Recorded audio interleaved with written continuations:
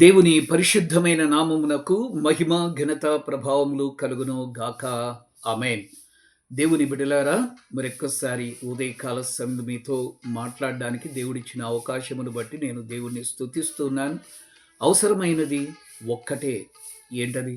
దేవుని యొక్క వాక్యమును చదవడం, దేవునికి ప్రార్థన చేయడం. ఇలాంటి వాళ్ళే నిజమైనటువంటి క్రైస్తవులు. ఈరోజు 13వ తారీఖు 2వ నెల 2025వ సంవత్సరం. ఈరోజు చదవవలసిన లేఖన భాగములు 34వ అధ్యాయము సంఖ్యాకాండము 34వ అధ్యాయం నుండి 36వ అధ్యాయం వరకు.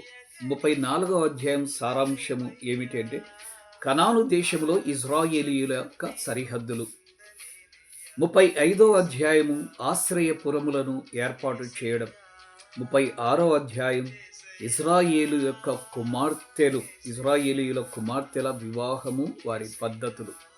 ఇవి ఈ 3 అధ్యాయాల్లో ఉన్నాయి. తప్పకుండా చదువుతారు కదా. దేవుని వాక్యం ఈ రకంగా సెలవిస్తుంది.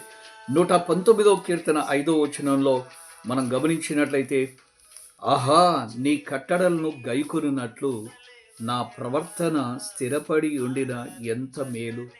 దేవుని కట్టడలు అనగా దేవుని వాక్యము గైకొనేటట్లు మన ప్రవర్తన స్థిరపడి ఉండాలి. అస్థిరమైనటువంటి మనస్సు మనం కలిగి ఉండకూడదు. స్థిరమైనటువంటి మనస్సు కలిగి ఉందాం. బైబిల్ ఈ సంవత్సరం కంప్లీట్ చేద్దాం. దేవుడు మిమ్మల్ని దీవించును గాక. God bless you. ధన్యవాదములు.